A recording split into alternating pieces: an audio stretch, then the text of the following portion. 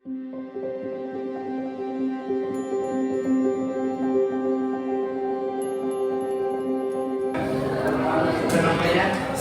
warahmatullahi wabarakatuh. Saya Nur Hidayat SPD MPD CGP 4 Kabupaten Cilacap. Pada aksi nyata kali ini di modul 1.1 dan 1.4, saya berkolaborasi dengan Ibu Erni Kurniawati SPD SI, di mana kami lakukan pada MGMP Seni Budaya. Kami berkolaborasi untuk menyampaikan tentang modul ini secara bersama-sama. Terima kasih. Assalamualaikum warahmatullahi wabarakatuh. Assalamualaikum warahmatullahi wabarakatuh. Perkenalkan, saya Erni Kurniawati SPD SI. Saya adalah calon guru penggerak Angkatan 4 Kabupaten Cilacap. Saat ini saya mengajar di SMA Negeri 1 Cilacap. Pada aksi nyata kali ini, saya tentang sosialisasi modul 1.1 Filosofi Pendidikan Ki Hajar Dewantoro dan juga modul 1.4 terkait budaya positif. Saya bekerja sama dan berkolaborasi dengan Bapak Nur Hidayat selaku Ketua MGMP Seni Budaya, dan kami melakukan sosialisasi dalam forum MGMP Seni Budaya Kabupaten Cilacap. Selamat menyaksikan. Assalamualaikum warahmatullahi wabarakatuh. Mohon izin Bapak Ibu untuk saya lepas masker karena untuk menyampaikan materi ini lebih aman lagi. Bapak Ibu, ini adalah salah satu program di guru penggerak di modul 1.1, yaitu kita berbicara tentang refleksi pendidikan menurut KHD. Saya tadi sempat ketemu sama Bu Dewi. Bu Dewi itu ternyata dari ST Universitas Sarjana yang disampaikan di sini sebetulnya ini tahun pertama siswa. Itu ada Ki Hajar Dewantoro. Salah satu rujukan, salah satu konsep pendidikan yang sekarang adalah kita mengadopsi dari pemikiran KHD Ki Hajar Dewantoro. Terus siapa sih KHD? Saya yakin dari Bapak Ibu semua tahu KHD Ki Hajar Dewantoro. Ini salah satu tokoh nasional, tokoh pendidikan kita. Beliau lahir di Yogyakarta tanggal 2 Mei tahun 1889. Makanya di tanggal 2 Mei kita sekarang memperingati sebagai Hari Pendidikan Nasional. Banyak pemikiran-pemikiran KHD yang berusaha untuk diterapkan, diadopsikan dalam pendidikan yang di zaman sekarang dengan konsep Merdeka Belajar. Karena KHD itu berpandangan salah satunya adalah pendidikan adalah tempat bersemangatnya benih-benih kebudayaan kembali lagi kita. Harapannya di situ adalah dengan kata lain beliau membuat koneksi tidak terpisahkan antara pendidikan dan kebudayaan. Kita semua yang di sini adalah guru-guru seni budaya. Saya yakin sekali kita lahir di situ. Konsep pendidikan dan konsep dari kebudayaan. Di mana pendidikan dan kebudayaan tidak bisa dipisahkan. Terus berikutnya, pendidikan dan kebudayaan adalah suatu selalu mengalami perubahan. Seperti kalau beliau mengatakan seperti Pak Surya yang selalu bergerak, tidak tinggal diam. Jadi pendidikan sendiri itu yang membuat kali pendidikan sendiri itu adalah perubahan itu sendiri. Karena ternyata kalau dahulu kala kita itu menganggap guru itu adalah sebagai sumber belajar dalam konteks adalah hal yang paling menguasai di forum sekolah, tetapi di konsep pendidikan Merdeka Belajar ini berbeda. Karena anak juga bukan hanya sekedar objek, tapi menjadi subjek. Jadi guru tidak hanya jadi subjek terus, tapi harapannya perubahan yang sekarang siswa juga menjadi subjek. Dan perubahan itu sendiri harapannya dengan kodrat alam dan kodrat jam. Sebetulnya kalau di Islam itu pernah, mungkin bapak-bapak ibu pernah dengar Sayyidina Ali mendikau seperti ini, didiklah anakmu sesuai dengan zamannya. Kalau di Kadir juga pernah juga mendengar, anakmu bukan anakmu, anakmu miliknya zaman. Di Kadir itu sama, bahwasanya anak kita itu hendaknya dididik sesuai dengan kodrat alam dan kodrat zaman. Kodrat alam seperti apa? Saya yakin anak kita sebagai masyarakat yang ada di pesisir selatan akan berbeda lagi dengan anak-anak yang ada di Purbalingga dan pegunungan. Seperti itu ya ketika kodrat alamnya. Atau kalau kita di lingkungan di sini, mungkin anak SMA 3 berbeda dengan teman-teman belajar itu kodrat alam, tidak boleh disamakan. Cara ajarnya belajar dengan saya yang ada di sini harus dibedakan. Cara semangatnya anaknya juga berbeda.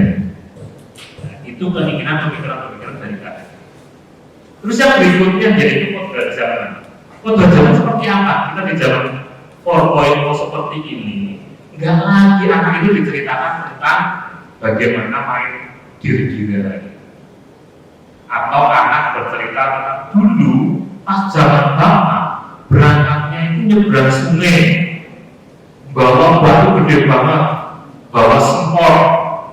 Tapi anak sekarang lebih paham tentang bagaimana bercerita tentang layangan putus gitu kan. Itu yang namanya kodrat zaman. Dulu orang mengatakan dulu paling super power, sekarang enggak. Dulu ketika 2 tahun ke sini sudah berubah, bagaimana teknologi dan penguasanya bisa siapa? Anak. Dan harapannya pemikiran itu dari adik kita mengikuti, bukan anak suruh mengikuti kita. Berarti kalau anak suruh mengikuti kita kembali lagi ke zaman. Jadi harapannya itu sesuai dengan zamannya sekarang. Ya harusnya sekarang zamannya teknologi. Kalau anak itu canggih-canggih dikasih soal itu asalkan modal 2 HP itu sudah selesai. Satu kerja satu tanya gitu kan. Nah kalau kita nggak tahu tentang seperti itu ya kita kan tinggal sama anak, betul kan? Jadi anak tinggal sama anak lebih canggih buat soal dan lain sebagainya itu lebih canggih. Oke, ya.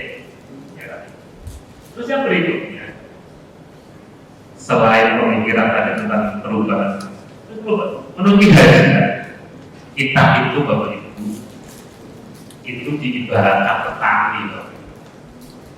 Coba petani, ya. Ternyata guru itu ibarat petani. Seandainya kita itu menanam padi, nggak boleh padi itu tumbuh menjadi jagung, atau sebaliknya. Ketika kita menanam jagung, di situ tumbuh menjadi padi, itu yang nggak boleh. Tetapi ketika kita mendapatkan siswa yang memang dia punya, tadi saya sampaikan, di sini juga itu sebetulnya malah kita sudah melakukan hal ini. Ketika anak yang kita seni lupa, ya jangan dipaksa untuk bisa nyanyi, betul ya? Anak yang kita nyanyi, kalau memang nggak bisa nyanyi, boleh dipaksakan, itu pun sebaliknya. Kita hanya bisa menyemangati kamu pinter ini, tapi banyak petani dicabuti rumputnya nanti rumputnya seperti apa?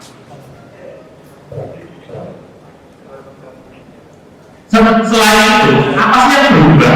Yang berubah itu budi pekerti, perilaku, karakter dari anak. Karakter yang penting. Tadi saya sempat ngobrol dengan Pak Basuki kalau saya di situ. Kalau di Islam itu suruh kita nggak sih? Ternyata kalau di Islam itu nggak ada suruh kita nggak ada.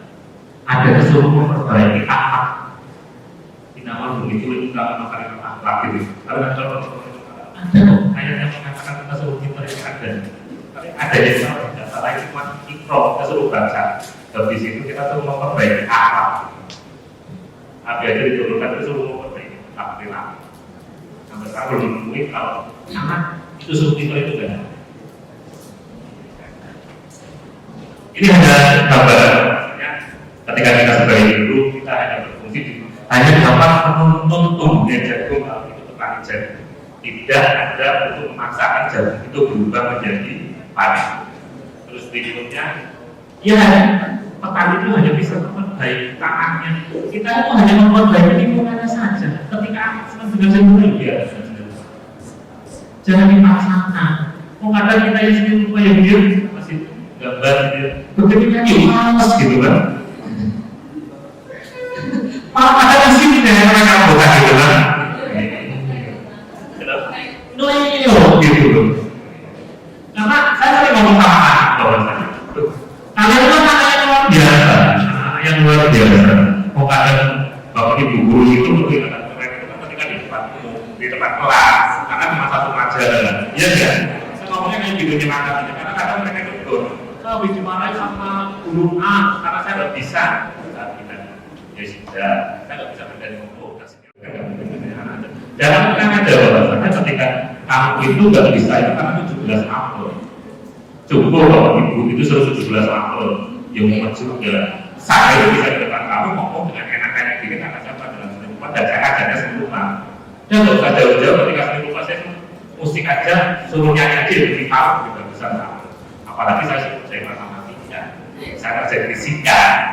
Salah satu yang kita guru bidang-bidangkan itu dengan mata pelajaran itu ya. Dulu kita mungkin yang jadi sepakat ya, dulu kita ini seni pelajaran itu karena kita sepakat untuk hindari RI gitu loh. Ya, maksud saya, apakah urusan seni itu salah kan? Terus yang matematika salah ya juga. Kalau memang anak itu senang dengan matematika, anak itu senang dengan fisika, biarkan kita berpaksa. Kita hanya mengarahkan. Oh iya kalau matematika nanti tetapnya berdampingi kalau seperti itu. Aku hanya belajar. Kalau musik kan ketemu Mas Daniel, Mas Daniel atau yang lain seperti itu. Itu harapannya konsep pendidikan menurut KHD, menurut Ki-Hajar Dewantara seperti itu.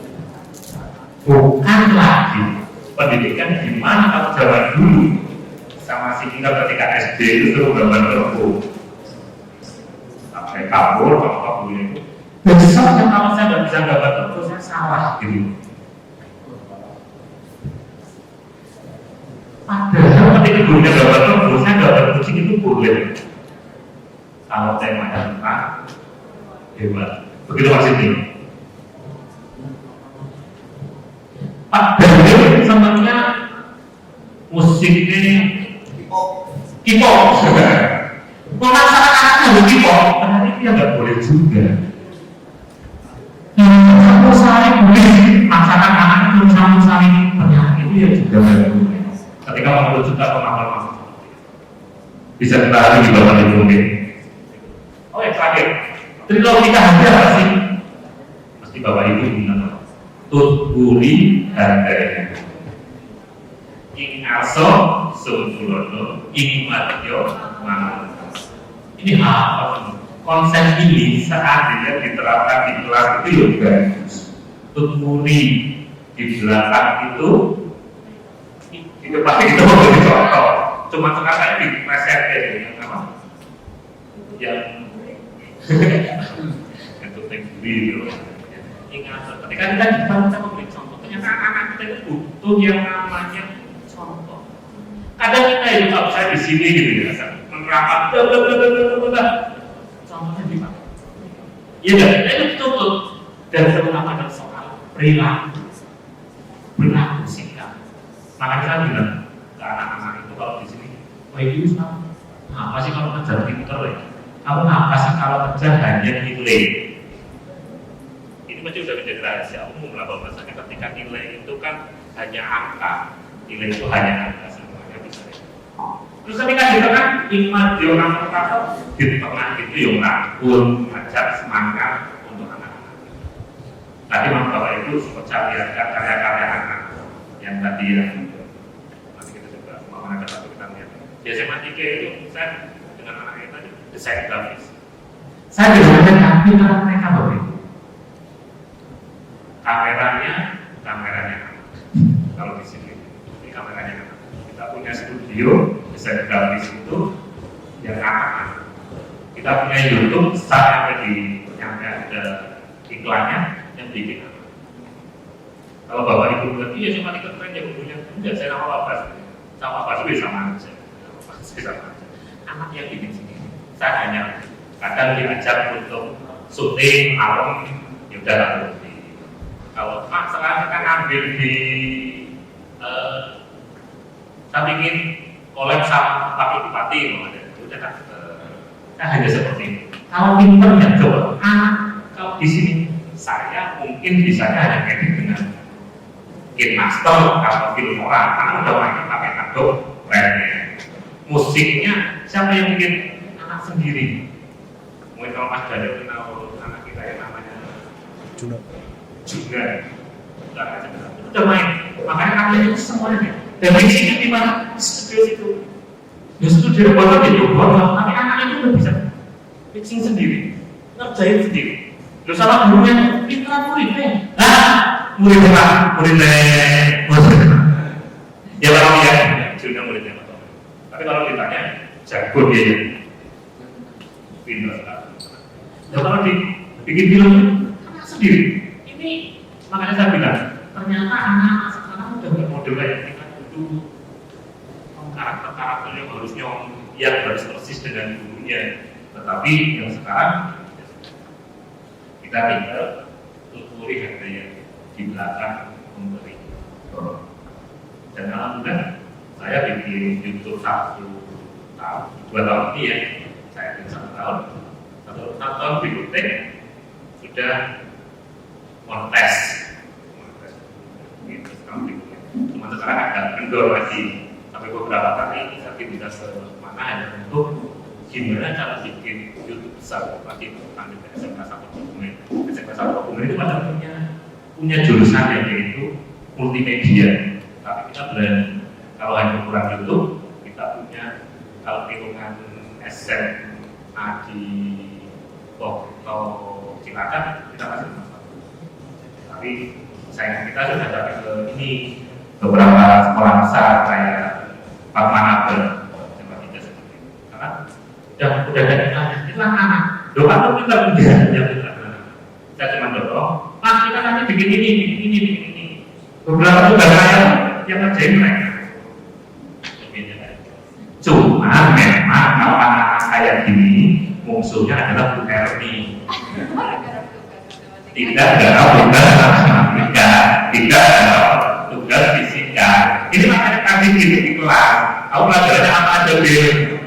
Kebetulan pelajaran berat semua. Satu matematika dan pertama, yang kedua kimia, yang ketiga tadi biologi, nanti bahasa Inggris. Saya harus itu cuma saya beda di situ. Sebut Pak mau ngambil ini. Karena ini nggak bisa keluar, kami nggak bisa keluar matematika, fisika, biologi, kimia, bahasa Inggris bisa keluar.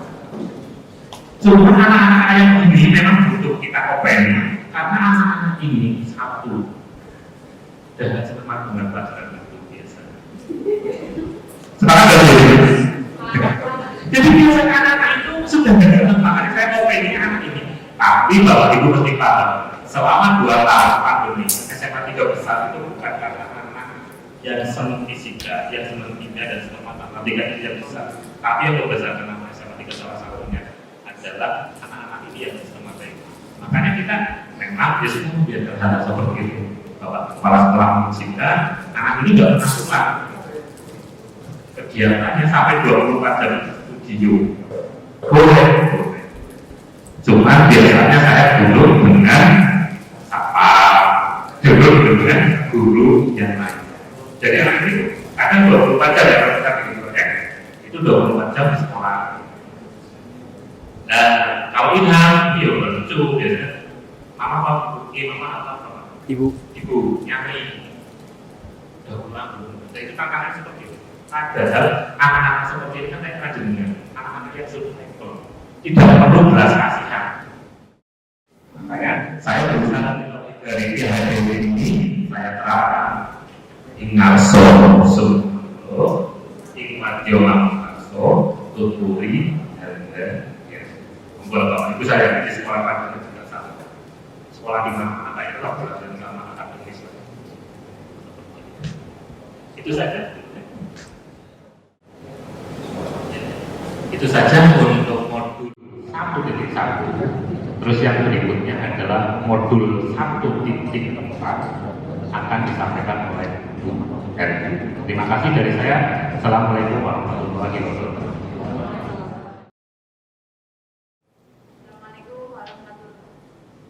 Assalamualaikum warahmatullahi wabarakatuh. Sebelumnya saya ucapkan terima kasih atas waktunya Bapak Ibu. Saya memang kemarin sebelumnya janjian dengan Pak Nur untuk kolaborasi dalam kegiatan sosialisasi untuk modul 1.1 dan 1.4 dari kegiatan pendidikan guru gerak kami. Baik, langsung saja tadi sudah kita simak penjelasan terkait filosofi pendidikan dan Dewasoro. Kemudian yang kedua yaitu terkait budaya positif. Ya. Perkenalkan, mungkin kalian sudah kenal sebelumnya, tapi saya kenalkan secara resmi. Saya adalah Hermi Kurniawati.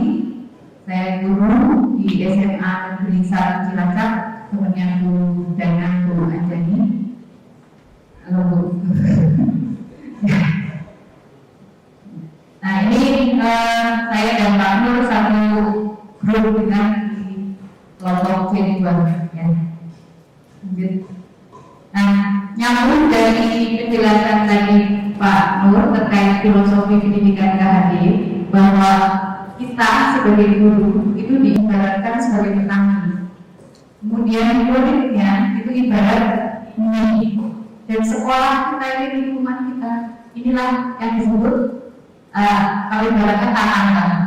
Nah, kaitannya dengan filosofi KHD ini, kenapa kita selanjutnya adalah bicara budaya positif, itu salah satu dengan bagaimana kita menciptakan sebuah ekosistem positif sedemikian sehingga nanti benihnya atau siswa-siswi kita itu tumbuh dengan subur, tumbuh semaksimal mungkin. Walaupun kita sebagai guru tidak boleh atau tidak bisa mengharapkan padi tumbuh jagung maupun jagung tumbuh padi, tetapi kita hanya berusaha bagaimana menciptakan ekosistem yang sebaik-baiknya, sepositif-positifnya sehingga benih itu tumbuh semaksimal mungkin. Nah itulah kunci dari filosofi KHD itu.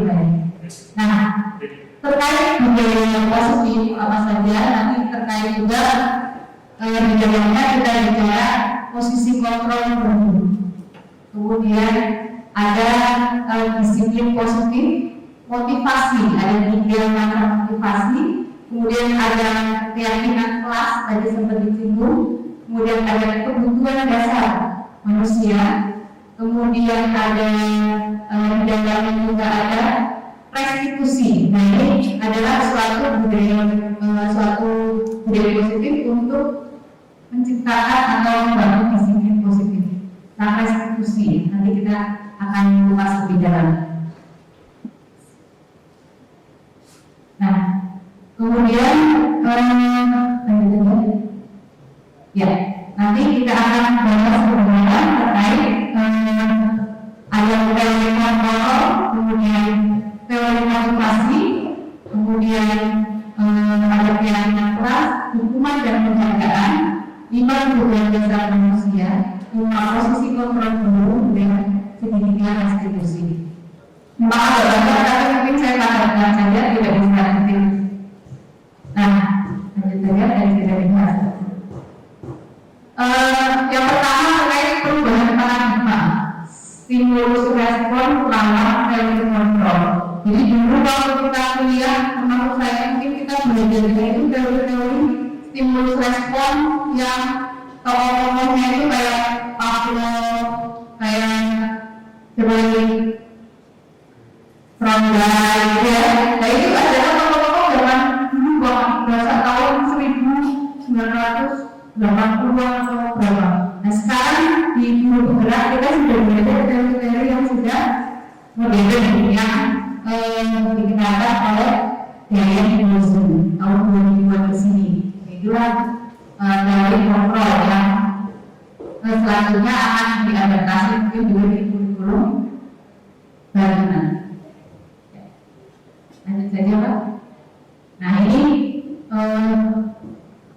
kita bisa praktek ya, misalkan ada sebuah bayangan dia ditinggal dengan tangan ini, kemudian orang lain akan merebut apa yang ada di genggaman tangan Bapak Ibu. Kira-kira diserahkan apa tidak? Hal yang berharga ini. Nah, kalau Bapak Ibu meyakini ini adalah sangat berharga menurut saya. Berharga bagi diri Anda. Ya, jadi kalau kita meyakini sesuatu itu baik menurut kita, berharga menurut kita, tentunya kita tidak akan menuruti orang lain yang mungkin tidak sesuai dengan keyakinan kita. Nah, itulah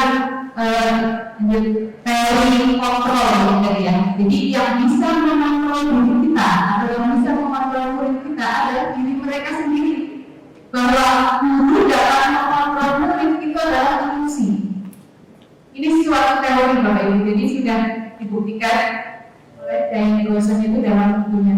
Jadi guru dapat mengontrol murid itu hanya sebuah ilusi. Kalau guru mungkin dapat guru itu siswa selalu patuh dengan gurunya, walaupun mungkin gurunya, tapi sekarang nggak ada sih ya, itu yang negatif nggak ada insya Allah. Nah itu kurang sesuai kalau menurut teori ini, bahwa yang bisa mengendalikan siswa adalah diri siswa itu sendiri. Nah, kita sebagai guru hanya menuntun, mengarahkan supaya tumbuh yang namanya disiplin positif pada diri siswa. Nah, kemudian ilusi bahwa kritik itu dapat membuat orang merasa bersalah dan menguatkan karakter. Nah, ini juga tidak terbukti Bapak Ibu. Jadi kritik itu, kalau bukan ada istilah kritik yang membangun. Nah, itu secara teori itu kritik kebanyakan itu malah hanya membuat orang itu merasa bersalah, tetapi tidak membangun karakter. Ya. Kemudian ada bagian. Nah, kalau bagian membaca itu sesuatu yang wajar saja menurut kita. Anak ini ranking 1, kita berhadiah. Siapapun yang ranking 1 di kelas ini berhadiah. Nah, ternyata berdasarkan teori ini, hadiah itu justru dia pengulangannya itu hanya bersifat sementara. Nanti ketika anak itu tidak diberi hadiah, sudah tidak ada motivasi lagi. Ya, jadi dalam teori Gosens ini untuk hadiah maupun hukuman itu sudah ditinggalkan, sebisa mungkin ditinggalkan. Tetapi yang ditumbuhkan adalah apa?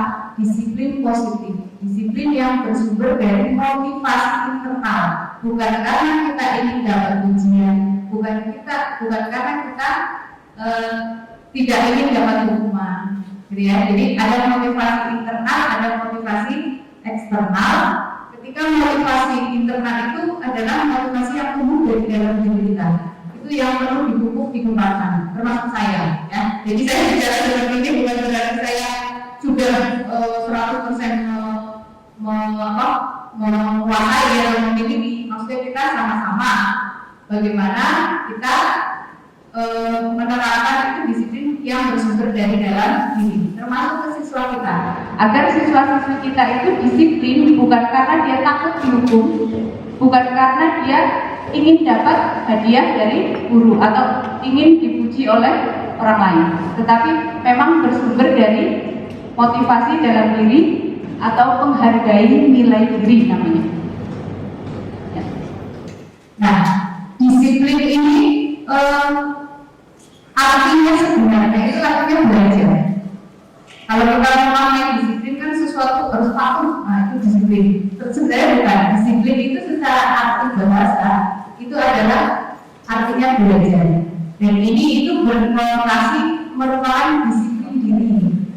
Dari murid-muridnya Socrates dan Plato zaman dulu. Nah, namun sekarang itu disiplin agak bergeser nilainya, jadi kelihatan kalau tidak patuh berarti tidak disiplin. Nah, ini yang saya sampaikan tadi, ada 3 teori motivasi internal dan motivasi eksternal. Untuk motivasi eksternal sendiri ada 2, yaitu ingin menghindari ketidaknyamanan atau takut dengan hukuman, atau yang kedua ingin dapat penghargaan, ingin dapat ujian. Nah, ini motivasi kedua ini walaupun mungkin di awal akan terlihat efektif, tetapi berdasarkan yang kami pelajari ya, jadi dua ini itu adalah sifatnya hanya sementara, tidak bisa bersifat lokal. Disiplin kalau dia hanya karena aku hukuman atau karena ini dapat hadiah, itu sifatnya tidak lokal, tidak tahan lama, hanya sementara. Ketika peraturannya sudah tidak ada, maka dia sudah kembali lagi ke awalnya. Kalau tidak diberi hadiah, nah anak itu nanti akan kembali ke awalnya. Nah, gimana supaya anak ini disiplin tetapi adalah disiplin yang positif adalah menumbuhkan motivasi yang berasal dari motivasi internal. Ya. Nah, ini juga sesuai dengan pemikiran dari KHD bahwa kita kenal istilahnya populer kan merdeka belajar.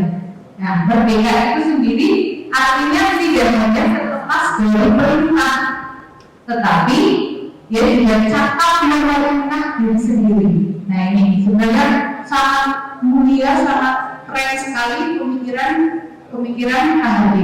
Nah, alhamdulillah Pak Nadiem ini mengangkat kembali profil KHD dan pemikirannya di sebagai landasan dari kurikulum atau program Merdeka Belajar.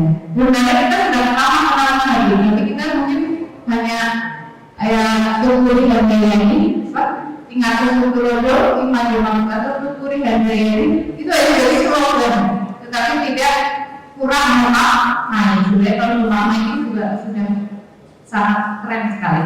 Ya, sama-sama dengan lanjut. Nah, ini tadi apa hubungannya keyakinan kelas? Kenapa nggak peraturan kelas? Kalau kita dulu kan nggak ada peraturan. Nah, sebenarnya ada nilai yang lebih tinggi daripada peraturan. Misal ada peraturan kita kalau naik motor kenapa harus pakai helm? Harus memakai helm. Kenapa begitu? Peraturannya demikian. Ya, peraturannya demikian. Kira-kira itu untuk apa? Keselamatan. Nah, itu keselamatan. Pak, keselamatan.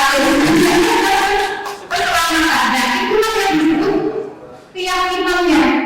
Karena kalau kita memakai helm nanti kita bisa selamat. Dan nilai keyakinan ini yang lebih tinggi nilainya daripada sekedar peraturan. Ya. Contoh lagi peraturan kenapa kita harus apalagi peraturan misalkan. Contoh lagi yang di sekolah peraturan di SMA 3 apa Pak? Misalkan kita kepala sekolahnya jadi guru terlambat juga ada masalah sebenarnya dari teguran. Kira-kira Bapak Ibu tetap datang terlambat atau tepat waktu? Tepat waktu. Nah, temukan guru-guru seni semuanya sudah menerapkan disiplin positif. Itu yang disebut disiplin positif. Ini yang ingin kita terapkan atau kita kembangkan juga muncul di anak-anak kita, siswa-siswa kita. Nah, nanti dengan keyakinan itu muncullah budaya positif. Nah, ini yang kita arahkan ke budaya positif. Nah, ini seperti yang saya sampaikan tadi, kenapa keyakinan kelas? Kenapa bukan hukuman atau penghargaan? Tadi jawabannya. Ketika dengan hukuman atau penghargaan, disiplin yang terjadi, walaupun mungkin terlihat efektif di awal, tapi dia tidak bersifat jangka panjang, tidak bersifat lama, hanya sementara. Tetapi ketika disiplin itu berasal dari daya diri, itu baik tidak diawasi maupun dia berada di tempat manapun sampai dia besar, itu tetap akan melekat dalam diri siswa. Gitu ya. Oke. Nah, ini kita mulai dari apa? Dari yang terkecil adalah kita buat kesepakatan kelas atau kesepakatan sekolah. Lanjut. Nah, contoh kesepakatan kelas ini kemarin baru saja belum lama saya praktekkan, mungkin Pak Pro juga mempraktekkan bagaimana kita membangun ekosistem positif minimal di kelas kita, ya minimal di kelas kita masing-masing atau kalau secara umum di sekolah dengan membuat keyakinan kelas. Apa bedanya keyakinan dengan peraturan? Kalau peraturan itu mungkin dilarang tidak boleh bla. Tetapi kalau keyakinan lebih kepada menahan nilai yang terkandung, ya nilainya itu apa yang ingin diangkat atau tanggung jawab. Nah, jadi di sini musyawarah membuat keyakinan kelas, kami siswa dan guru di kelas 11 sampai 14 sepakat untuk saling menghargai, saling menghormati, gotong royong, fokus dalam pembelajaran, disiplin, mandiri, tanggung jawab dan sebagainya. Itu sebaiknya nilai-nilai ini juga munculnya dari siswa, bukan guru yang menentukan kamu harus ini bukan, tapi musyawarah. Nilai-nilai ini munculnya dari siswa. Ya, next. Nah, ini contoh. Jadi di daftar mungkin salah satu pemimpin bisa mendaftar keyakinan-keyakinan yang untuk disepakati bersama-sama, ya. Untuk menjaga kebersihan. Artinya kalau sudah sepakat menjaga kebersihan, anak itu diharapkan tidak buang sampah sembarangan. Kalau lihat sampah apa disuruh tanpa ada yang melihat ambil buang tempat sampah. Itu nilainya lebih berharga, nilainya lebih tinggi daripada sesuai yang ambil sampahnya. Nah, itu memang sesuatu yang mungkin ideal sekali nih kalau ini. Tapi ya mari sama-sama inilah yang ditransfer atau yang disampaikan oleh Kemdikbudristek ya melalui fasilitator di pendidikan guru penggerak. Salah satunya adalah bagaimana membangun budaya positif di kelas maupun di sekolah. Dari hal kecil, dari diri kita sendiri kita dan kelas kita. Nanti campurannya lebih luas di sekolah. Nah, ini contoh kemarin sumbernya atau nilai-nilainya adalah bisa mungkin siswa yang menyampaikan, bukan kita yang menentukan. Nah, selanjutnya memang saat itu kalau di kelas itu kan kadang ada yang harus cetak di sablon, di apa gitu ya, di tempel di kelas. Nah, saya memang lebih memilih untuk yang tulis tangan sendiri. Artinya apa? Supaya ada value-nya. Nilainya menurut saya lebih ketika keyakinan itu ditulis sendiri dibandingkan dengan di print atau di cetak sablon. Ya, karena ya kalau ini saya tulis sendiri, saya memetakan, saya harus mandiri, saya harus saling bertolong, saya harus menjaga kebersihan dan sebagainya. Nah, ditulis sendiri nanti bisa ditempel di kita sediakan kantor atau apa teknisnya dipasang di kelas. Nah, untuk keyakinan kelas itu Pak Nur pastinya juga sudah membuat. Oke. Menjaga kebersihan, semangat dan sebagainya. Nah, ini salah satu praktek baik ya, yang mungkin Bapak Ibu bisa juga ditiru. Tidak harus tunggu ikut program dulu baru tidak perlu, karena sudah disampaikan juga oleh Pak Nur selaku Ketua MGP. Nah, ini Ketua MGP, Bapak Ibu juga sebagai sesepuh di kelompok kita. Di kelompok kita. Nah, ini next saja teoritis banget. Nah, ini contoh peraturan apa bedanya dengan keyakinan. Kalau peraturan selalu kembalikan buku ke tempatnya, itu berupa peraturan. Kalau keyakinan apa? Tanggung jawab. Dilarang membantu orang lain, itu peraturan. Kalau keyakinan menghargai orang lain. Dilarang melakukan kekerasan. Keyakinannya apa? Menghargai orang lain, juga menghormati orang lain. Gunakan masker. Keyakinannya apa? Menjaga kesehatan dan sebagainya. Next. Nah, ini jadi bedanya peraturan dengan keyakinan terlihat ya. Keyakinan ini cakupannya lebih luas, ya, berupa nilai-nilai universal. Nah, inilah diharapkan dengan memiliki keyakinan tersebut, anak itu dapat menumbuhkan disiplin positif, ya, disiplin positif pada siswa. Oke, next. Ini tadi. Nah, ini sebelumnya tadi.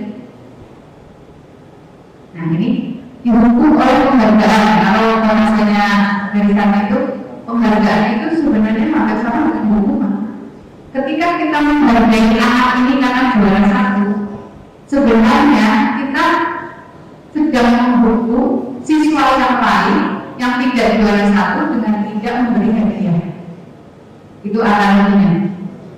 Kenapa ada istilah dihukum oleh penghargaan? Jadi penghargaan itu sebenarnya menghukum. Ketika kita tidak memberi hadiah kepada, jadi kita memberi hadiah yang juara satu, berarti kita sedang menghukum yang juara dua dan seterusnya dengan tidak memberi hadiah. Atau kita misalkan sebagai orang tua, saya juga sering ibaratnya ini anak saya, nanti kalau nilainya bagus saya kasih ini.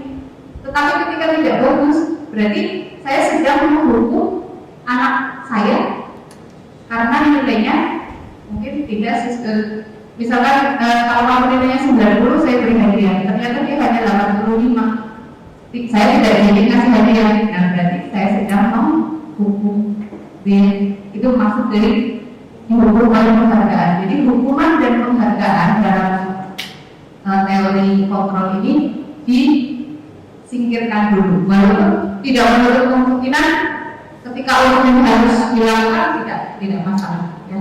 Tapi sebisa mungkin dihindari adalah hukuman dan penghargaan. Nah, ini ada istilah ini, hukuman tidak boleh, tapi kalau sanksi atau konsekuensi itu masih boleh. Boleh kalau konsekuensi. Contohnya, apa bedanya hukuman dengan konsekuensi? Mencatat 100 kali dalam buku kalimat saya tidak akan terlambat lagi karena terlambat sekolah, itu hukuman atas sanksi. Kalau hukuman itu tidak ada nilai positifnya. Kalau sanksi positifnya adalah memperbaiki keadaan. Nah, ini termasuk hukuman. Bedakan dengan yang sanksi, contoh ini, membersihkan tumpahan air di meja tulis karena tersenggol pada saat belajar. Misalkan anak itu menyenggol minumannya temannya, maka dia konsekuensinya harus membersihkan atau memperbaiki keadaan. Itu yang disebut konsekuensi. Boleh konsekuensi. Tapi ketika menumpahkan air, kok kamu bayar 100.000. Nah, itu namanya hukuman. Atau kamu berdiri di lapangan belajar. Nah, itu namanya hukuman. Hukuman itu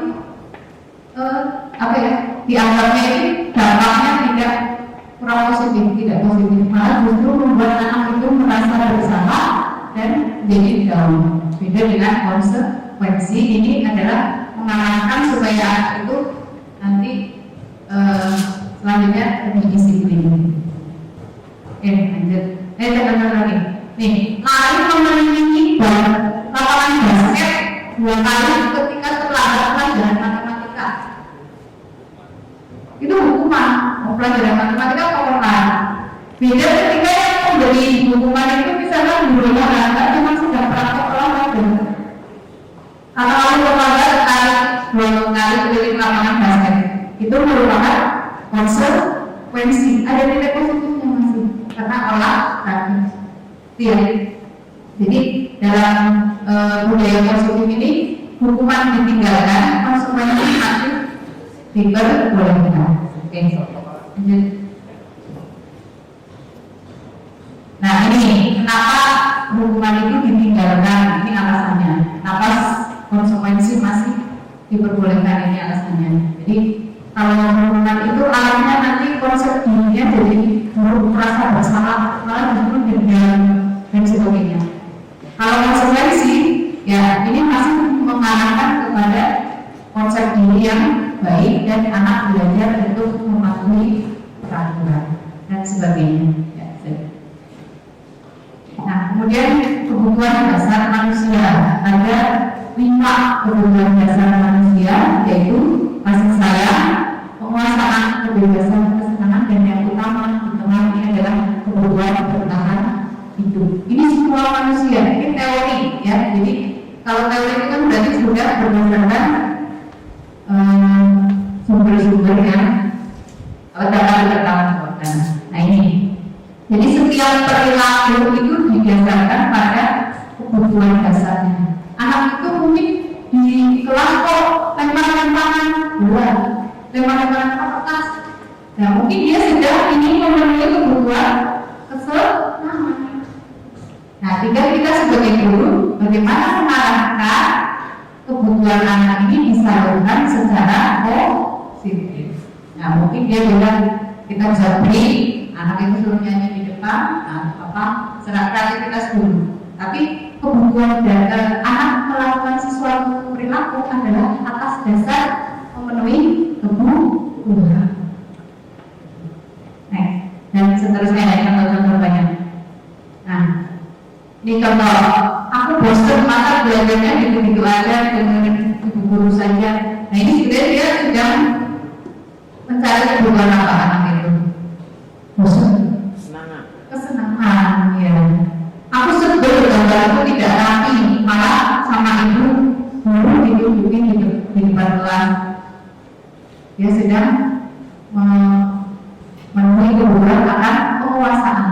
Ya, jadi ada penguasaan ini diakui oleh orang lain.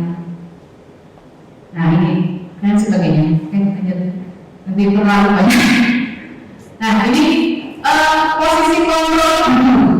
Ya, ada teori tentang ada 5 posisi kontrol guru. 2 di antaranya ini ditinggalkan. Nah, ada 4 yang mengarah kepada budaya positif, dan yang paling utama yang diusahakan posisi kontrol guru adalah sebagai manajer. Nah, apa bedanya? Posisi kontrol guru pemhukum membuat orang merasa bersalah, teman, pemantau, dan manajer.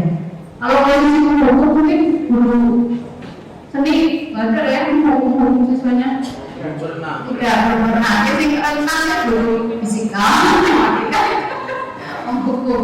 Nah, tapi insya Allah ya kita tinggalkan ini posisi penghukum. Contoh penghukum ini, contohnya kata-katanya, kalau kamu baru melakukan awas ya, kayak gini nih posisinya, awas ya. Nah, itu posisi guru sebagai penghukum. Kita tinggalkan yang seperti itu. Kemudian ada juga guru yang memang lembut, tetapi nyelkit dan membuat anaknya jadi merasa bersalah. Itu posisi membuat orang merasa bersalah. Ibu kecewa, gara-gara kamu nih ibu kayak gini. Nah itu namanya membuat orang merasa bersalah. Ini juga kita hindarkan posisi seperti itu. Nah, nyelekit kan ada ya. Kalau balok kelihatan, ada juga yang membuat nyelekit. Nah itu masuk membuat orang merasa bersalah. Kita tinggalkan yang 2 ini. Nah kita arahkan mungkin Bapak Ibu sudah berada di sini, posisi sebagai teman dan posisi sebagai pemantau. Sebagai teman itu kayak friend sama siswa. Ayolah, ya. Misalkan ayolah, ibu dan sebagainya. Tetapi ternyata posisi teman ini ada efek negatifnya. Ketika apa? Mungkin Pak Nurani, muridnya akan nurut untuk Bu Nurani karena Bu Nurani friend sama temannya, sama muridnya.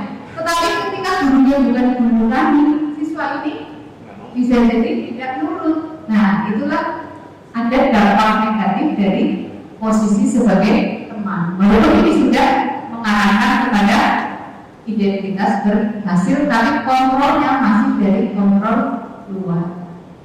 Ya. Jadi kayak tidak langsung ini anak disiplinnya itu hanya sama gurunya aja. Jadi kalau ganti guru bisa jadi sudah tidak disiplin lagi, ya. Itu posisi teman. Dan posisi pemantau itu yang biasanya formal. Gurunya itu formal berdasarkan data-data. Ini berdasarkan data itu kamu sudah telat 3 kali. Apa konsekuensinya? Berarti kamu mau siapa? Ini nilai ini loh, 3 kali ulangan diulang terus. Nah, bentar. Nah, ini menitik beratkannya itu setelah itu tuh biasanya itu sanksi ya, gurunya terus memberi sanksi. Nah, ini juga sudah kontrolnya apa namanya ke arah yang positif, tetapi ada yang lebih istimewa dari 2 posisi kontrol ini. Apa? Jadi sebagai manajer. Sebagai manajer. Manajer ini cirinya dia juga pertanyaan-pertanyaan yang mengarahkan untuk membangun karakter siswa. Jadi kalau posisi itu anak melakukan kesalahan terus diberi sanksi, tetapi kalau guru di posisi manajer itu anak melakukan kesalahan justru membuat kesalahan ini sebagai media untuk membangun karakter. Jadi ya, itu paling bagus. Jadi saya juga mungkin belum sampai, tapi berusaha arah bagaimana menyulap anak ini salah, tapi dia belajar dari kesalahannya. Itulah posisi sebagai manajer. Nah, contoh lagi. Nah, ini kita refleksi di mana posisi kita sekarang. Posisi bagian sekarang itu di posisi mana? Nah, diharapkan nanti kita berubah atau bergeser ke posisi manajer. Jadi ketika berubah dari posisi manajer, sebenarnya dia juga mempunyai kemampuan sebagai pemantau dan sebagai teman. Jadi kalau sudah manajer, dia punya kemampuan sebagai teman maupun sebagai pemantau. Atau kalimatnya sama dengan kata-kata yang berbeda, tanda suara yang berbeda, bahasa tubuh yang berbeda, itu pesannya yang tersampaikan akan berbeda, ini persentasenya. Jadi cuma di begitu udah nilainya lebih tinggi daripada mungkin dengan kata-kata yang sama. Nah, ini contoh kalimat apa yang kamu mau. Ketika orang sebagai pembuku ngomong apa yang kamu mau dengan kalimat benar.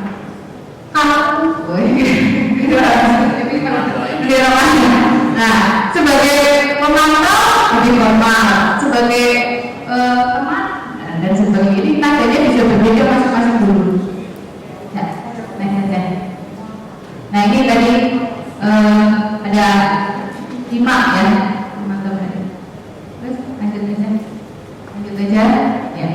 Jadi kalimatnya sama, posisi kontrol berbeda, nadanya, suaranya bisa berbeda.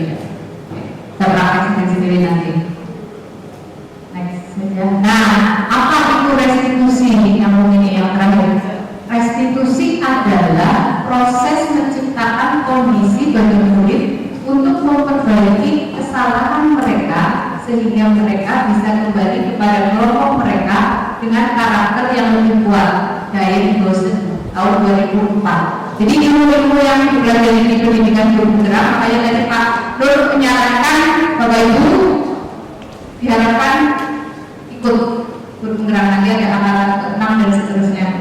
Karena tujuan kita, saya sama Pak Nur itu tidak ada ke arah keluarga ternyata ada surat yang salah kepala sekolah itu sebenarnya tidak ke arah sana, arah itu belum ada yang lagi itu ya Pak, tidak sama sekali. Jadi ini belajar ilmu-ilmu yang kita pelajari di saat kuliah sudah update sekarang, dan update-nya itu sangat cepat. Nah, untuk update itu belajarnya mungkin kalau bisa jadi guru gerak, alhamdulillah. Kalau di tingkat-tingkat yang lain juga nggak masalah. Nah, ini salah satunya. Jadi kita belajar teorinya dari Gosen. Sudah yang lebih ke arah dua sini. Kalau dulu kan tahun berapa itu udah tahun dahulu dan banyak yang ditinggalkan. Nah, itu. Jadi kemampuan restitusi ini adalah kemampuan yang dimiliki oleh guru dengan posisi kontrol manajer. Ya. Nah, ciri-ciri restitusi ini. Jadi dia memperbaiki hubungan. Kemudian restitusi itu adalah bukan paksaan tapi tawaran. Restitusi ini adalah fokus pada karakter bukan tindakan. Kemudian restitusi ini fokus pada solusi. Restitusi mengembalikan murid yang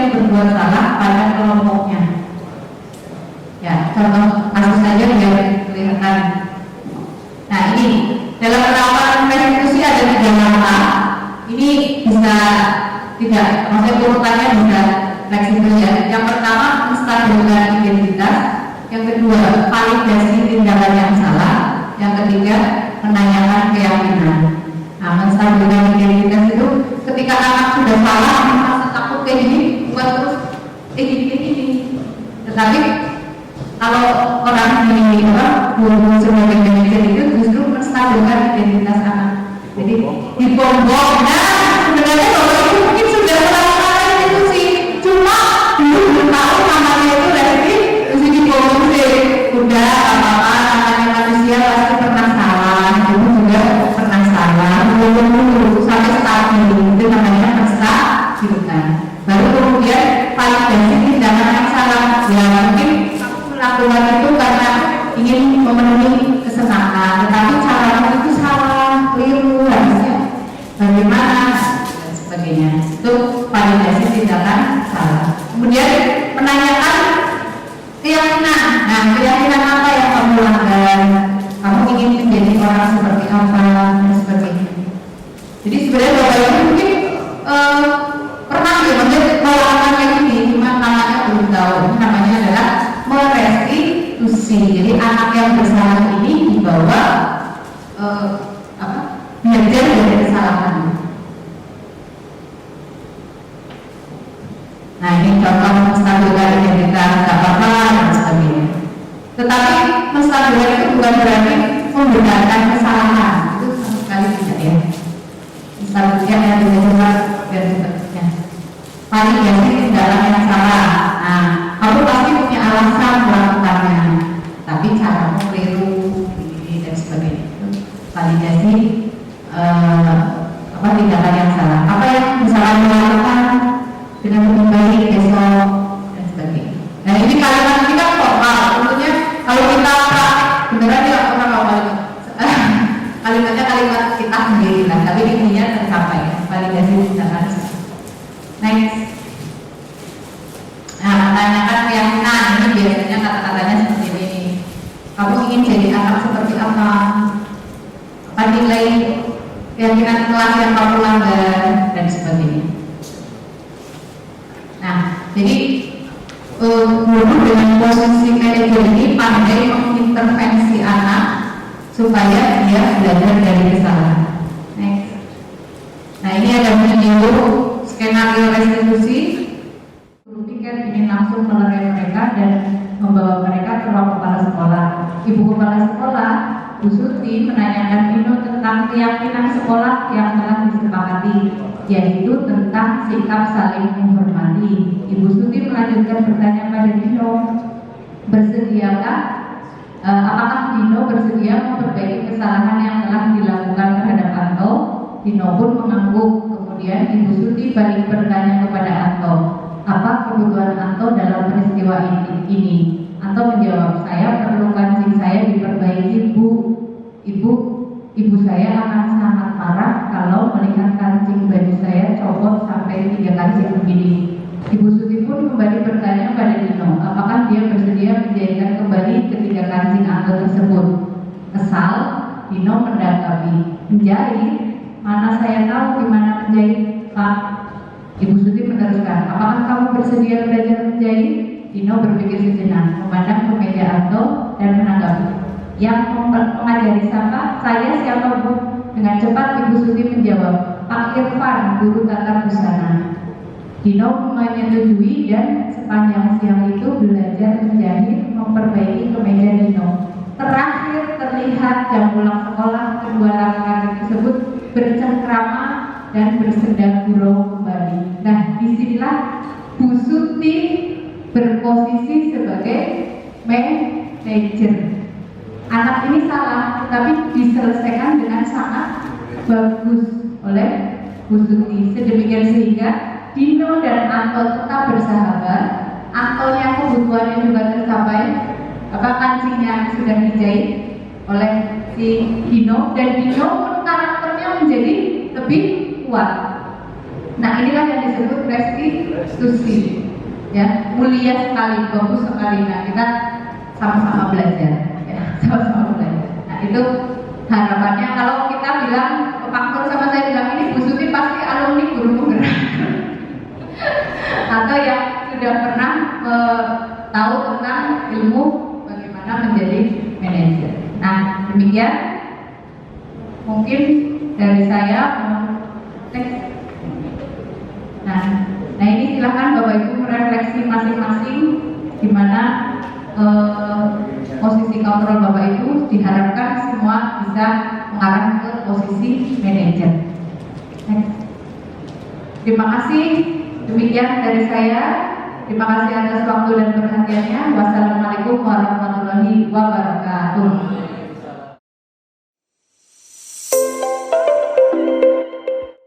Assalamualaikum warahmatullahi wabarakatuh. Waalaikumsalam warahmatullahi wabarakatuh. Untuk anak-anak semua, hari ini adalah pertama kita masuk di semester 2. Untuk seni budaya, karena kita ketemu di satu semester, kali ini adalah pertama kali kita masuk di kelas kami.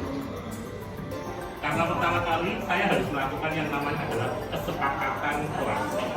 Biasanya dari kalian yang sering dengar adalah peraturan sekolah, peraturan kelas. Sebetulnya yang betul adalah kesepakatan kelas. Kesepakatan di situ adalah kita yang membuat, kalian yang menginginkan, kita sepakati bersama. Makanya kita akan nyoba, kita akan buat kesepakatan kelas. Nanti akan saya bagikan ke kalian semua. Tolong ditulis kelasnya bagaimana yang sebetulnya kalian menginginkan. Tapi karena kesepakatan kelas beda dengan peraturan kelas. Nggak ada bahasa dilarang, tidak boleh, itu nggak boleh. Jadi kalimatnya umpamanya dilarang ini, dilarang bawa HP, itu nggak boleh. Tidak boleh keluar kelas, nggak boleh kata-kata seperti itu. Maksudnya kesepakatannya harus pakai kata-kata yang tidak memaksakan, tidak boleh ini contoh bahasanya, tidak boleh bolos, itu nggak boleh bahasa seperti itu. Bisa dipahami kan? Kalau tidak dipahami, saya minta bantuannya. Kalau ini bagi terus ditulis, habis ditulis masih tanggal kali di sini kita balik-balik. Umpamanya nanti hal-hal positif, tepat waktu, seperti itu. Dan kita sepakati ketika pembelajaran ini nanti berusaha untuk tepat waktu. Kayak gitu maksudnya. Atau kalian tulis konten. Nah, konten berarti nanti berkat dengan sekolah. Maksudnya bahasa-bahasa seperti itu. Bilang kompak boleh ya. Jadi ketika keluar tuh bareng gitu. Masalahnya dari ke belakang.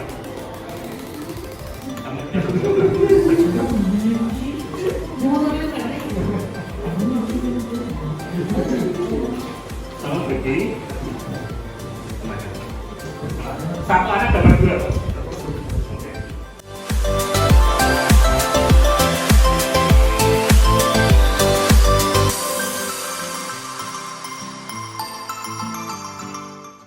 Ketika kalian sudah membuat kesepakatan kelas yang kalian catat semuanya di situ, yang berikutnya silakan mulai dari tamat, nanti urut berikutnya silakan untuk bisa ditempel di depan.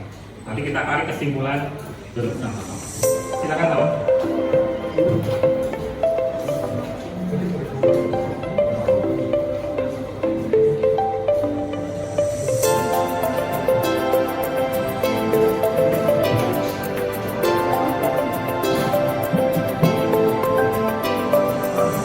Assalamualaikum warahmatullahi wabarakatuh. Saya Nur Hidayat SPD MPD, Sekjen P4 dari Kabupaten Cilacap. Hari ini pertama kali saya masuk ke kelas 12 MIPA 1. Saya akan melakukan yang namanya kesepakatan kelas.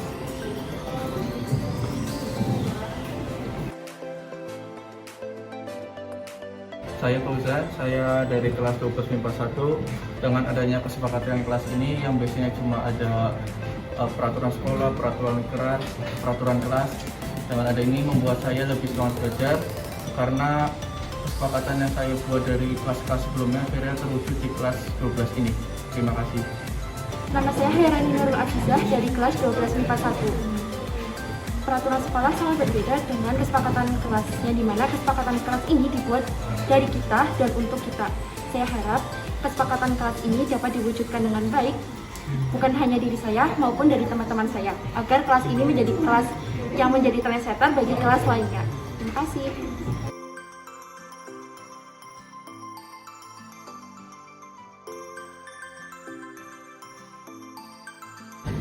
Oke Rangga, coba kamu maju, bacain kesimpulan dari kesepakatan kelas kita, sampaikan ke teman-teman ini sebagai dasar bahwasanya kesepakatan ini kita nanti harus mematuhinya, kita harus menjalankannya supaya kelas kalian, kelas kita di 12 MIPA 1 ini jalan. Silakan baca. Yang paling banyak kelasnya menginginkan kelas yang bersih, nyaman dan baik. Nomor 2. Yang kedua, kelas yang ceria, asik, dan menyenangkan. Terus yang ketiga, kelas yang aktif atau bersih. Terusnya, ya, coba ya, banyak dulu. Yang ketiga, yang santai, yang tenang. Yang kelima, yang peduli, saling menghargai. Yang keenam, kelas yang aktif.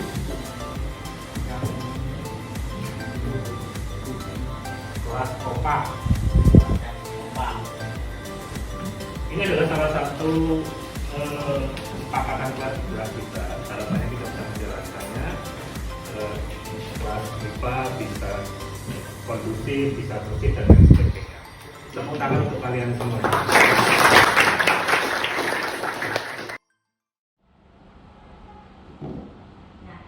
saya rangkum intinya saja karena kalau itu satu modul ya Pak.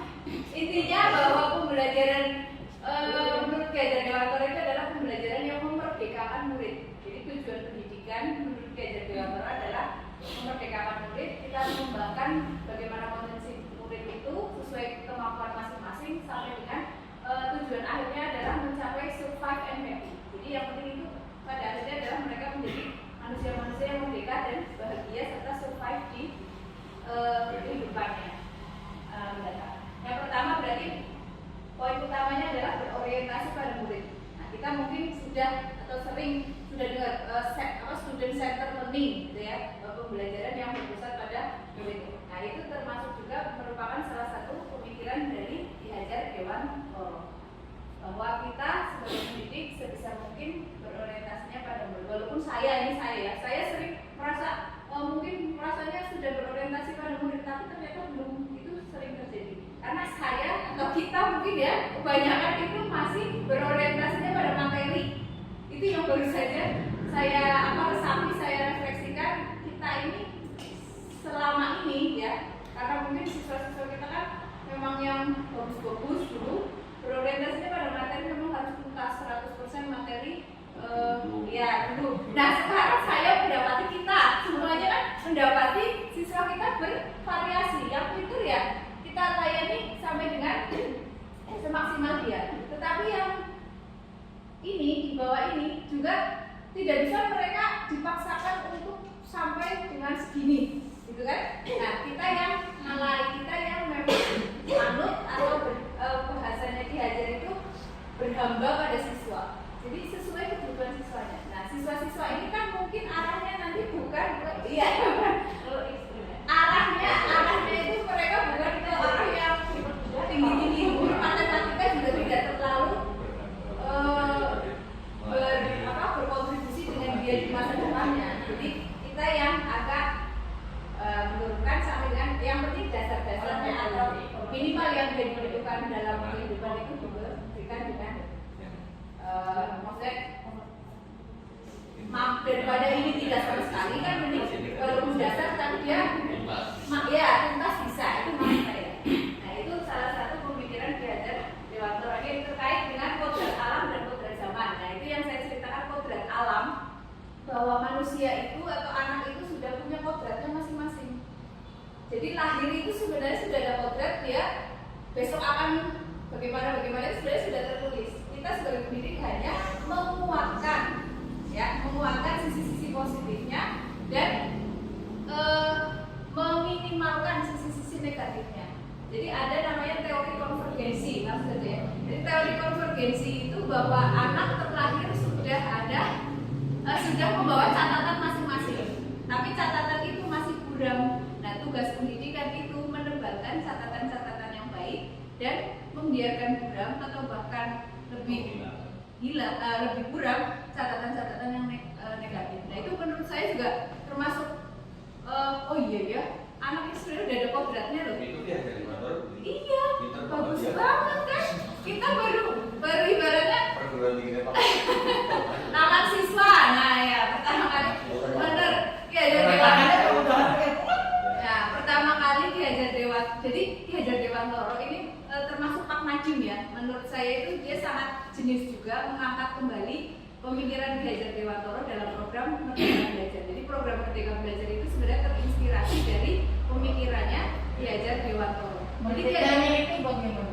Merdekanya itu sesuai kita yang berhamba pada murid, bukan kita kamu loh, ini loh harus belajar ini loh, ini bisa, gitu loh, bukan mau aku sebenarnya kita kan selama ini maksudnya saya selama ini kan kilo sedang ya, sampai kan ini loh, Ayo, kita yang tahu yang menang baik, berapa yang menang nanti kebutuhannya. Nah, itu kemarin baru saja sama Bu Tina, Bu Mimin refleksi sebentar terkait ya memang siswa kita itu sekarang bukan siswa kita yang dulu yang banyak jenis-jenisnya, sekarang banyak juga ya. Nah, Kemarin kenapa masuk-masuk adalah sekarang semuanya banyak yang berbeda, itu tantangan pastinya tantangan. Nah, ya itu tantangan kita satu kelasnya itu bervariasi, tetap yang pinter harus yang dia mampu harus dilayani dengan optimal. Sebenarnya program SKS itu juga mungkin pas banget kita pas tapi belum pas banget. Jadi nanti mungkin ada perbaikan. Pas untuk sistem, tapi belum pas untuk pelaksanaan. Nah, ya, Masih itu. itu, Pak. Nah, itu termasuk ini